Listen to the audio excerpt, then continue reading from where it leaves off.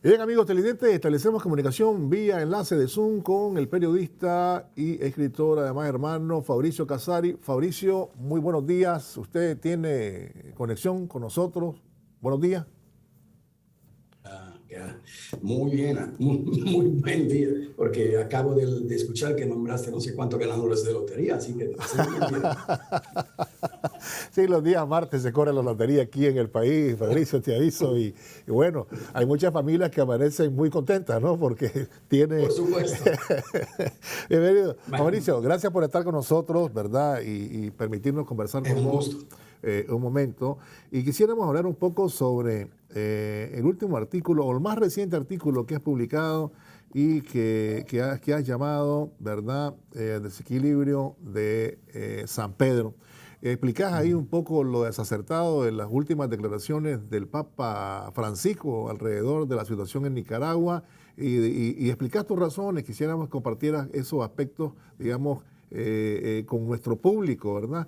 Y además hiciste un recuento de lo que ha sido la relación de esta gente del Vaticano con las dictaduras de América Latina y en otros conflictos, ¿verdad? Donde también guardaron silencio. Y eso me hizo recordar la reflexión que hacíamos hace unos días aquí también en el programa acerca de cómo permitió él todas esas dictaduras que mencionabas vos, ¿verdad? Y que causaron tanta muerte, calamidad y daño al pueblo latinoamericano y caribeño. Explícanos un poco, por favor, Francisco, Fabricio, si podrías ayudarnos. Mira, en principio de cuenta, yo considero la relación católica la relación más sangrienta de la historia de la humanidad. Comenzó hace 2000 años a sacar sangre y no ha terminado, parece. Y la verdad histórica es que su relación siempre fue con la monarquía, con el nazifascismo y luego con los Estados Unidos, pero nunca tuvo un momento de su historia en que se inclinó al lado de los pobres, de los que luchaban para emancipación, para liberación, para buscar consolidación de su propia soberanía. Esto nunca ha pasado. Entonces, pero sin irnos muy allá en la historia, lo que a mí me llamó la atención fueron de verdad la palabra fuera de sentido que utilizó Papa Francisco, hablando del comandante, diciéndole sin equilibrio, como desequilibrado, algo así. Eso no es un lenguaje que se puede usar en la diplomacia. Más aún en la diplomacia vaticana, que históricamente es la diplomacia más antigua, más conservadora, más formal, ¿verdad? En ningún momento se puede imaginar que se hable así de un jefe de Estado, porque de eso que estamos hablando. Daniel no solamente el jefe del sandinismo, es el jefe de Estado de un Estado que se llama Nicaragua. Y entonces con ningún otro país Bergoglio se ha atrevido a utilizar un término como esto. Y sin embargo, Nicaragua estaría en el lugar 180 de 190 de los países que podrían no gustarlo, deberían no gustarle a Nicaragua. Habría como 170, 180 antes a que destinar su insulto. Entonces, eso me dejó bastante desconcertado, por la forma, por el momento y por la cosa. Primero. En segundo lugar, me deja aún más desconcertado escuchar repetir varias veces de un monseñor que ha sido entre la cúpula de lo que organizaron la intentona de golpe de Estado del 2018, que tanto luto, daño y sangre ha costado a Nicaragua, reiterar cuánto lo quiere y que es un hombre capaz ni de levantar golpe porque no le resultó. O sea, tú no puedes ignorar que este señor está involucrado en una investigación judicial por hechos de suma gravedad. Aquí se puede discutir si la condena que se le dio es poca, es mucha, es demasiado, es muy poca, lo que quieras. Pero la cosa es que la magistratura y los jueces de un país soberano, digno, perteneciente a las Naciones Unidas y a toda la comunidad internacional, declaran un señor culpable de actos que en cualquier lugar del mundo serían castigados como mínimo con lo que se le castigó a Nicaragua.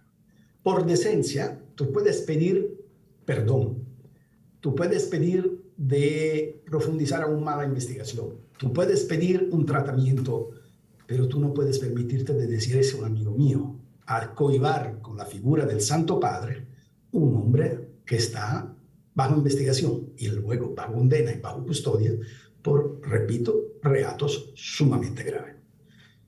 Eso no se hace porque es una Sí, como Nicaragua no lo va a hacer nadie. Nicaragua, yo no he tenido declaraciones de Nicaragua discutiendo, metiéndose en los asuntos de otros países, discutiendo los procedimientos judiciales o decisiones políticas o cosas así. Cuando no afectan directamente a Nicaragua y a su región, Nicaragua tiene el buen gusto diplomático de quedarse callada. Eso no quiere decir que no tiene opinión. Simple y sencillamente que entiende la diferencia que hay entre lo que tú piensas y lo que tú dices. En medio, la diferencia, hay una zona que se llama respeto recíproco de las distintas soberanías nacionales, porque tampoco solo Nicaragua la tiene, todo el mundo la tiene. Nada más que Nicaragua respeta las de los demás y son los demás que muchas veces no respetan las de Nicaragua.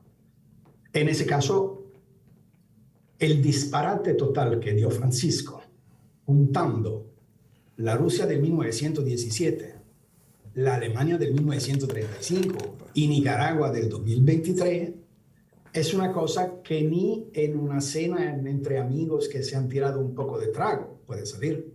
Es completamente antihistórico, es completamente absurdo. Incluso sí es bien que tiene algo en común con la revolución del 1917, la de Nicaragua, porque lucha para que obreros y campesinos tengan un destino muy diferente de lo que se ha previsto por las monarquías o por dinastías que han gobernado sus respectivos países. Nada puede tener que ver con la Alemania de 1945. Alemania contra la cual Rusia peleó y ganó por toda Europa, y a cambio con la cual el Vaticano era firmemente aliadas. Se le puede buscar en Google, se le puede buscar en cualquier archivo de la historia y encontrar la cantidad de fotos de toda la jerarquía católica europea abrazadas con nazistas, haciendo saludo romano y encabezando muchas veces en la parte espiritual la construcción del consenso hacia el nazifascismo.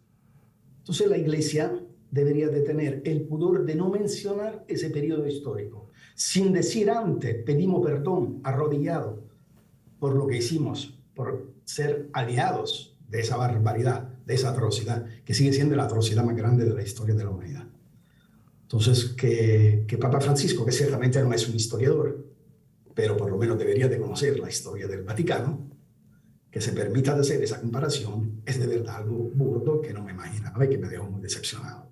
Tú puedes tener cualquier opinión acerca del gobierno de Nicaragua, acerca de su presidente, pero tú también tienes que tener el deber de respetar lo que se hace normalmente en la diplomacia internacional, que está incluso muy aclarado por la Convención de Viena. Pero sin embargo, lo que te hace falta en esto no es tanto el respeto de la etiqueta diplomática, sino el buen sentido, porque esa comparación es producto de una mente que tiene problemas.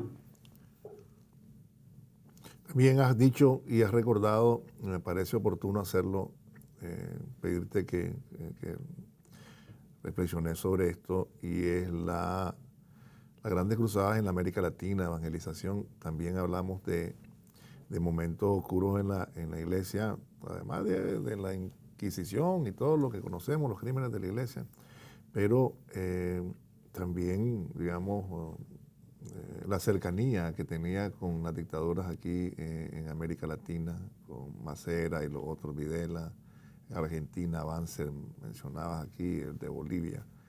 También podemos recordar a Pérez Jiménez, a Trujillo, Batista, Somoza y los gorilas en Brasil. Es decir, y es más, recuerdo que todos los curas, que de alguna manera, algunas excepciones de curas o sacerdotes que trataban de tener otra posición, más bien eran duramente criticados por el orden vaticano, ¿no?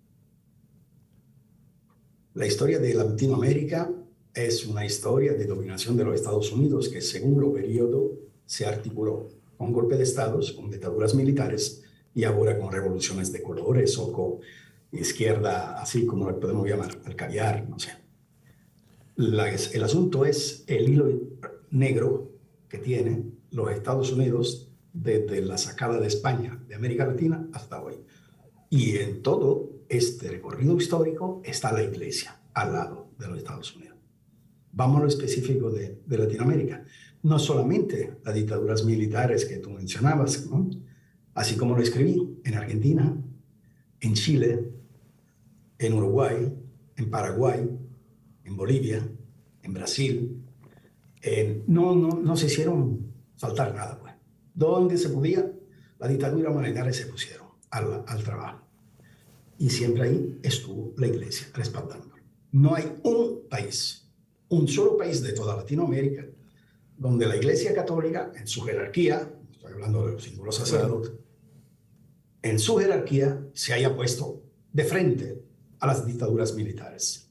Yo mencionaba al cardenal Piolavi, italiano, que bendecía, así me contó la madre, me contaron tanto la madre como la abuela de Plaza de Mayo cuando me entrevisté en distintas ocasiones con ellos.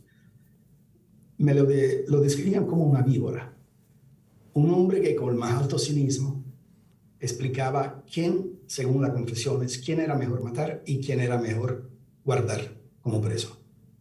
Y bendecía a los vuelos de la muerte que el almirante Macera ordenaba, es decir, lanzar los presos vivos desde un avión dentro del Río de la Plata para que se lo comieran los tiburones.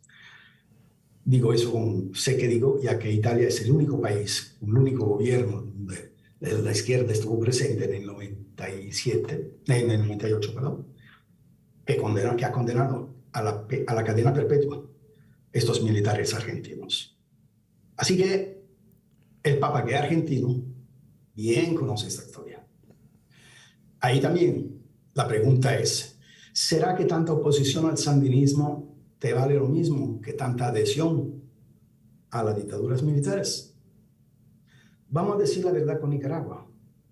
La jerarquía católica de Nicaragua han estado muy vinculada a la dinastía Somoza,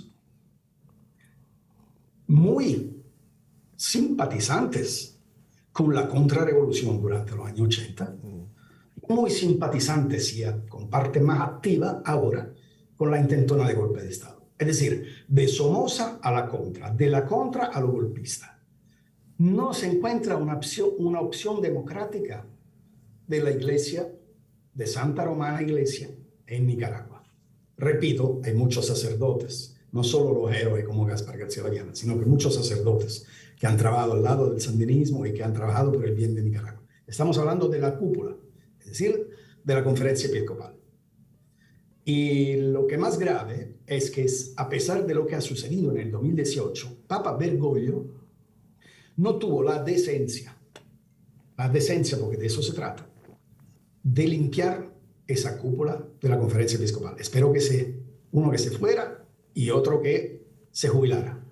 Pero no hubo en ningún momento una declaración del Papa que dijo que la Iglesia se tiene que ocupar de su misión pastoral, de su papel espiritual. No puede ni debe meterse en el conflicto político interno de un país, mucho menos encabezar una revuelta armada con posturas terrorísticas y con finalidades de derrocamiento violento, es decir, de golpe de Estado del orden constitucional e institucional, que no solo al Vaticano no le corresponde, sino que debería de estar al lado opuesto, a defender la paz, ya que de paz que se llena la boca todos los días.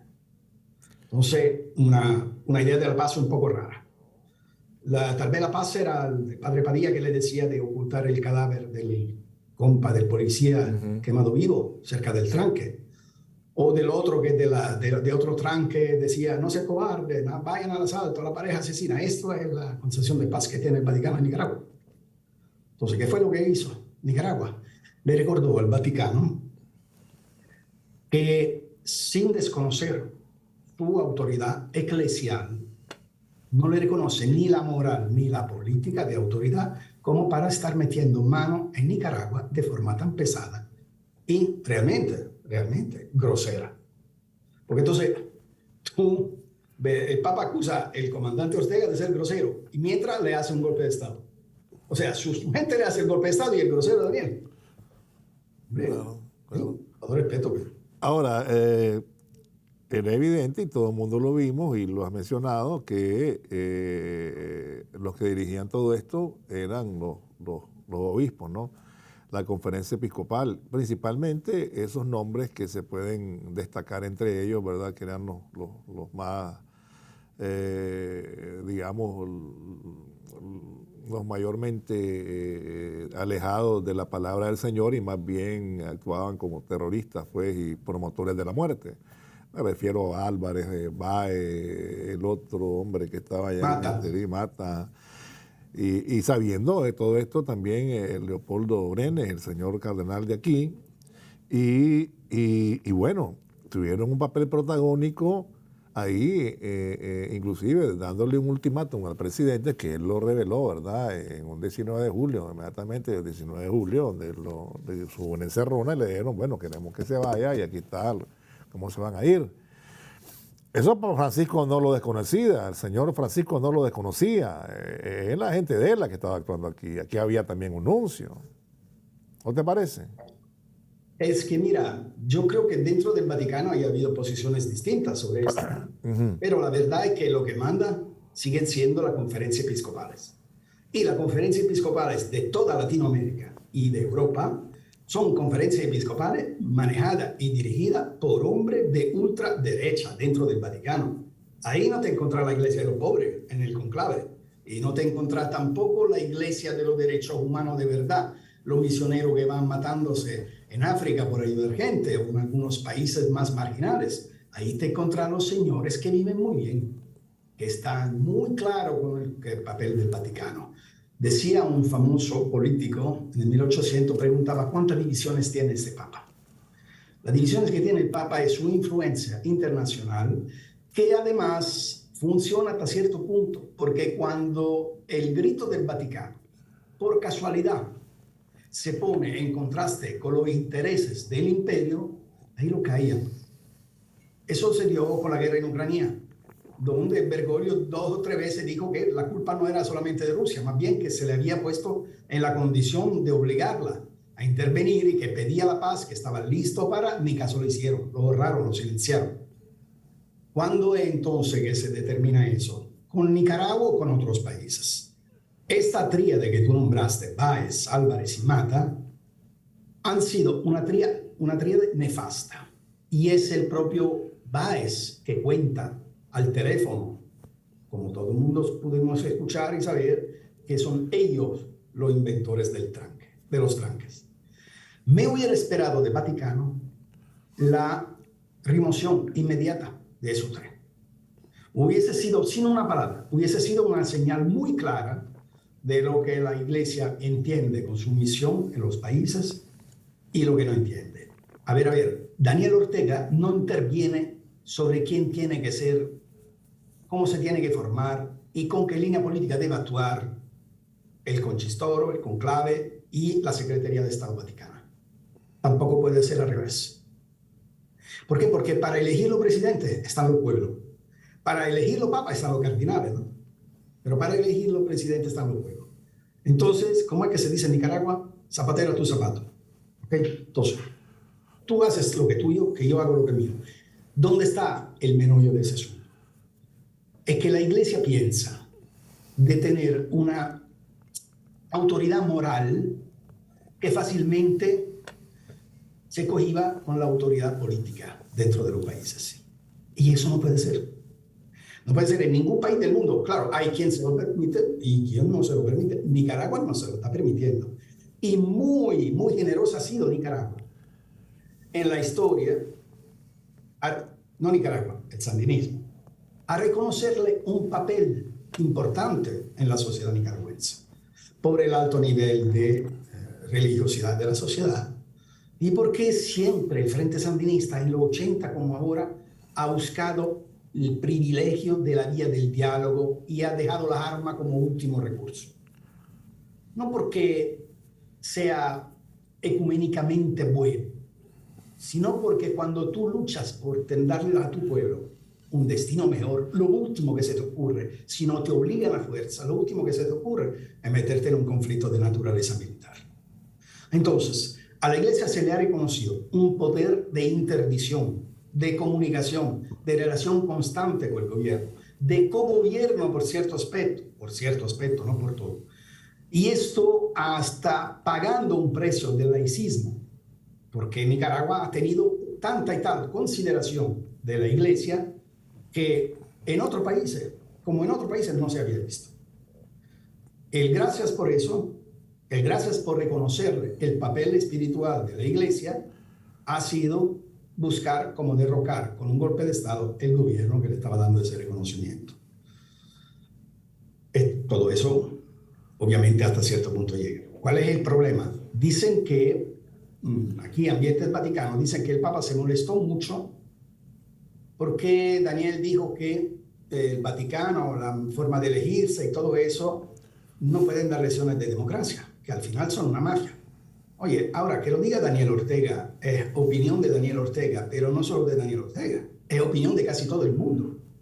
Y aquí es la opinión de la magistratura de Italia, por ejemplo.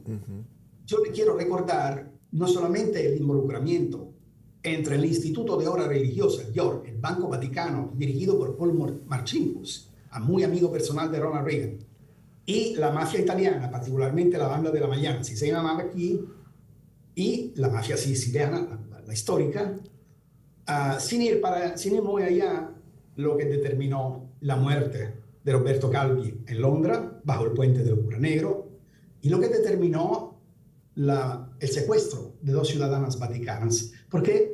Porque Leonor administró el dinero de la mafia, y cuando la mafia pidió que regresara el dinero, Leonor no podía porque lo había invertido en otra cosa.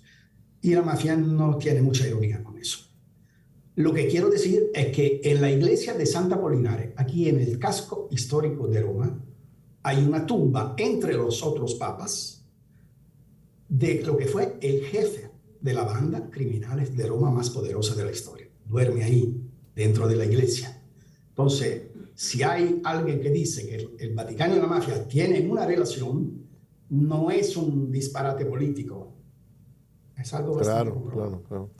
Permítame ir a una pausa y cuando regresemos también hablamos acerca de esos conceptos, ¿no? De qué es democracia, qué no es para la iglesia. Vamos a la pausa, ya volvemos. A propósito de estos conceptos, Fabricio, quería pedir tu comentario a esto. El otro día el presidente Ortega hacía un recuento y decía, hombre, ¿quién elige en un acto masivo? ¿Quién elige, transmitido por la televisión, quién elige, decía, a los padres, a los sacerdotes, a los obispos, a los cardenales? ¿Verdad? Ya sabemos cuál es el método que tienen ahí. Pero el pueblo debería hacerlo, decir quién elige al Papa. Debería ser el pueblo, lo eligen los cardenales, y cuando ya sabe, el humito blanco y todo lo demás. Pero eso me recordó también aquella entrevista famosa de Fray Beto con el comandante Fidel Castro. Y le decía Fray Beto, recuerdo haber leído, comandante, dicen que usted es un dictador. Entonces Fidel respondió, hombre, le dice, aquí tenemos un sistema de elección, ¿verdad? Y explicaba él sus funciones. Y decía Fidel en aquel entonces, hombre, el Papa está hasta que se muere, es vitalicio. Y a nadie se le ocurre decir en el mundo que el Papa es un dictador, ¿verdad? Pero está ahí en el poder hasta que se muere. Fabricio, por favor. Hasta en 2 estuvieron, porque había puesto. Pero lo que quiero decirte es, el Vaticano me da coraje porque da lecciones de democracia en el mundo y su sistema de funcionamiento interno, todo es menos que demócrata. Eso he aprendido todo el tiempo, son larguísimas decenas de años que me ocupo de relaciones internacionales. Normalmente cuando te acusan de ser poco democrático, cuando te acusan de violar los derechos humanos, tú puedes estar seguro que en su mayoría de los casos, lo que te acusan son menos democráticos de vos y violan mucho más que vos los derechos humanos. Toma el caso de Europa. ¿Qué te parece que España establece la regla democrática para Nicaragua? Es una monarquía, hombre. Es una monarquía y dicen que tú tienes que respetar los derechos humanos y liberar los presos, pero por un rapero que dijo en una canción lo que se necesita decirle al rey de España, tiene 2 años de estar en la cárcel y tiene otros 4 años más, por decir una frase en una canción. Entonces, si tú lo echas preso ahí, sos demócrata, pero si echas preso a uno que mató a una persona o más personas o que hizo un intento de golpe, ahí sos represor. Y entonces, si tú tienes el 72% de los votos, sos un dictador. Pero si te eligen con un gobierno que tiene que sumar 44 fuerzas políticas para llegar al 51, ahí son un gran demócrata. Entonces, la pregunta es, ¿qué se entiende por demócrata? Porque según la naturaleza de la palabra, la etimología de la palabra griega, es gobierno del pueblo, Claro. nombrado por el pueblo. La conclusión a que he llegado yo es eso, es que hay una sola diferencia. Está entre los demócratas, los que tienen votos y los que no lo tienen. Los que tienen el consenso de su propio pueblo y los que no lo tienen. Y casi siempre los que no lo tienen reprochan a los que lo tienen de no ser suficiente demócrata. A mí me parece que se ha vuelto más que todo esto. Ahora, en tu artículo lo mencionás y bueno, me parece que es una realidad. Aún sabiendo la historia de la cúpula eclesial con respecto a Nicaragua, ¿verdad? Y lo explicabas bien, lo graficabas con Somoza, luego Somoza a la contra, ¿verdad? Y luego al golpe. Aún así, el presidente Ortega dándole, digamos, una oportunidad, los invita a que sean, digamos, mediadores en un diálogo que nunca funcionó y que fue una emboscada, y que todos sabemos que la verdadera intención era el derrocamiento del gobierno. Pero bueno, les dio una oportunidad, Fabricio, ¿no? Muy generoso. Dos, creo, ¿no? Sí, les dio una oportunidad, sí. Muy generosa. Le dio más que una oportunidad. Y en reiteradas ocasiones, hasta escuchar el ultimátum. O sea que aquí entre el chavalito y Páez, no sé quién hacía reír más al comandante cuando le daban ultimátum. Pero sí, la sintonía total de las posiciones del golpista y de las posiciones de la iglesia hacía que o uno no era el contraatacante o el otro no era el mediador, porque eran la misma cosa y decían la misma cosa. Entonces, no se puede. Yo creo que siempre el Vaticano, desde, como te decía, desde la guerra que Somoza libró contra el pueblo, hasta la contra y hasta el golpe, siempre ha sido partisano de un derrocamiento violento del sandinismo gobernando, particularmente en los 80 y ahora. Cuando el sandinismo llega a gobernar, al Vaticano parece que se le enciende la alarma roja. ¿Y por qué eso? ¿Por qué no lo hacen todos los países? Sí, lo hacen todos los países, pero en Nicaragua más. ¿Por qué? Porque uno tiene que preguntarse, ¿qué tiene Nicaragua de tan diferente con respecto a los demás? Es que Nicaragua en los años 80 quiso teorizar y demostrar en concreto la posibilidad de unión entre cristianismo y revolución, entre cristianismo no catolicismo, entre cristianismo y revolución. Es decir, que tú puedes ser cristiano y revolucionario. ¿Llamando a qué? A la iglesia de los pobres, a la iglesia de base, a la iglesia que realmente comparte pan y lágrima con los echados de la tierra, no a la iglesia de los grandes lujos. Entonces, esta capacidad de tener junto la revolución o ser cristiano y mezclarlo en un proceso de transformaciones profundas de una sociedad, esto ha puesto más miedo a Nicaragua que al Vaticano, perdón, que cualquier otra cosa. Y ese tarlo, no sé cómo se lo puede decir en español, esa cosa que tiene en la cabeza, no se le quita al Vaticano. El sandinismo sigue siendo su peor enemigo político. Y sin embargo, el sandinismo ha sido el único gobierno que le ha dado un papel de naturaleza profunda, de reconocimiento. Si hoy la iglesia evangélica ganan terreno con respecto a la iglesia pastoral romana, eso depende de los escándalos que han sacudido, desde el escándalo financiero hasta los sexuales, que han sacudido la iglesia de Roma y no al gobierno. Tú has visto el gobierno diciéndole a la gente, váyanse con los evangélicos, no se queden con la Santa Romana Iglesia. Oh, le vale menos al gobierno eso, no es asunto suyo. Si tú pierdes fieles es porque los fieles no se reconocen en ti.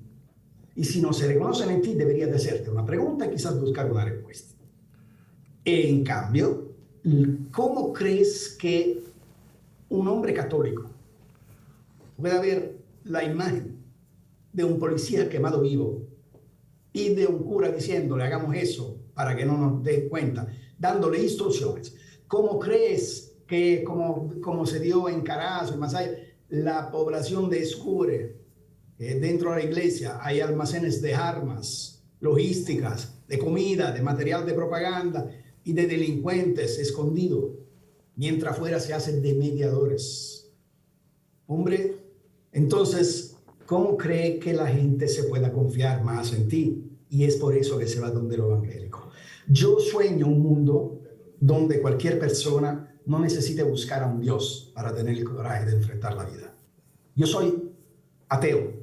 Es decir, me bauticé, me comulgué, pero no soy de ninguna manera religioso. Mi única religión es la fuerza de las ideas que cambian el mundo, porque cambian la persona, cambiando el mundo, y cambiando a la persona, cambian el mundo, y cambiando el mundo, cambia la persona. Esa es la fuerza, la única en que creo. Esa es mi espiritualidad.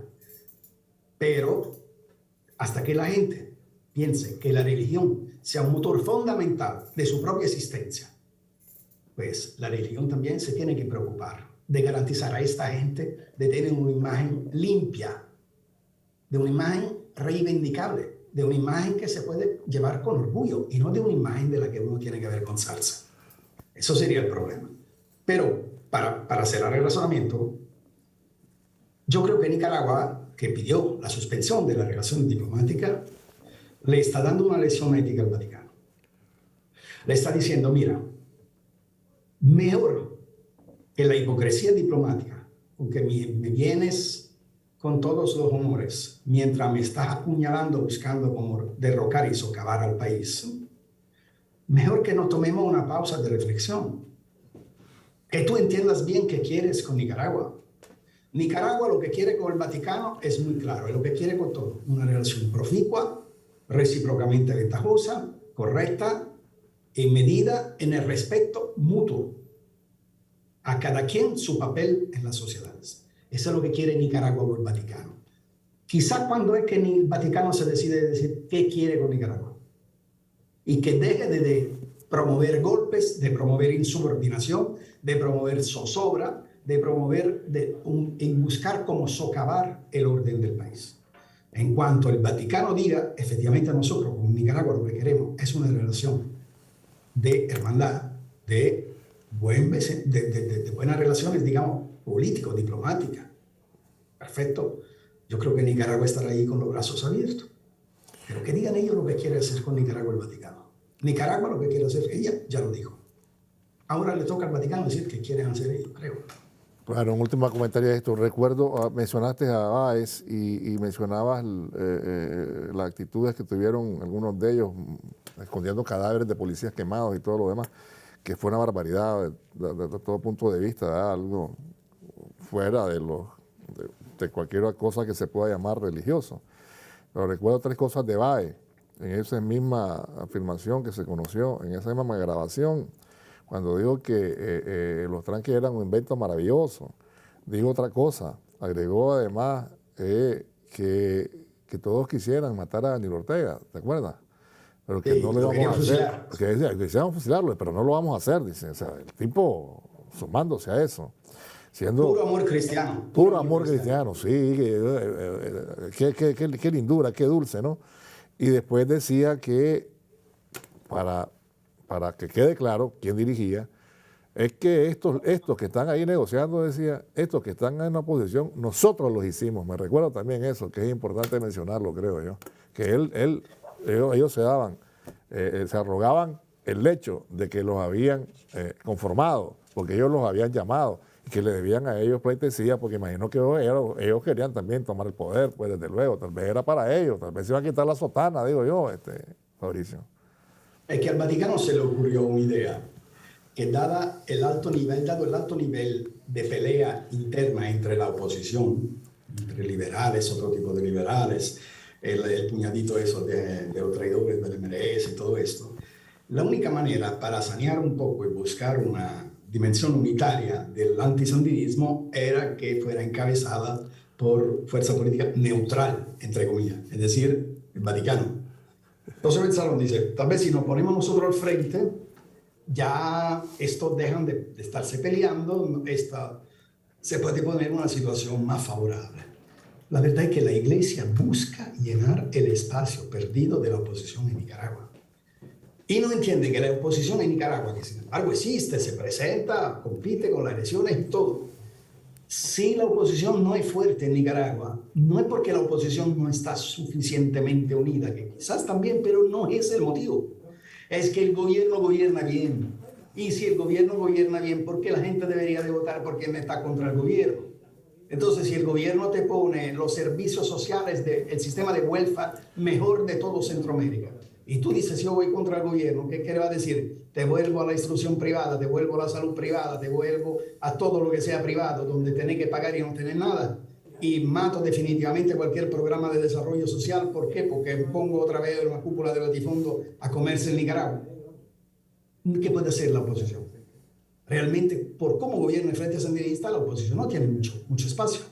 Y no es que tú ganas la unidad de esta oposición poniéndote tú al frente como Vaticano, porque la transmigración de la fe católica en la fe ideológica y en el accionar político no está dada. Hay personas religiosas, hay personas que creen en Dios y que son sandinistas. Y de eso no puede hacer nada porque la mayoría del país. Por lo tanto, es un doble error. En primer lugar, de presumir tener una autoridad ética y moral que nadie le reconoce. Y en segundo lugar, pensar de tener una capacidad política de aglutinamiento y de leadership de la oposición, de liderazgo de la oposición, que tampoco se da. Así que, como repito, lo mejor que podría hacer el Vaticano, tiene todos los canales por hacerlo, conocen el número de Daniel y de Rosario. Que llamen y que digan, queremos cambiar de una vez por todas esa actitud. Queremos volver a tener una relación positiva con el gobierno y con el pueblo de Nicaragua. Queremos volver a conquistar la confianza de los fieles y queremos tener otra vez la aspiración a ser la religión mayoritaria en el país.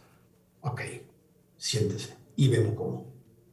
Pero no puede ser ya la actitud de quien piensa de utilizar su consenso religioso, su fuerza de imagen, sus amistades políticas para derrocar un gobierno legítimamente elegido por el pueblo de Nicaragua. Esto no se puede dar más. Muchas gracias, Fabricio. Le agradecemos el tiempo que nos ha permitido conversar con usted. Gracias por haber estado con nosotros, Fabricio. Un gran abrazo, hermano. Nos vamos a la pausa. Un gran abrazo a ustedes. Igual, hermano. Vamos a la pausa. No se vayan. Ya regresamos.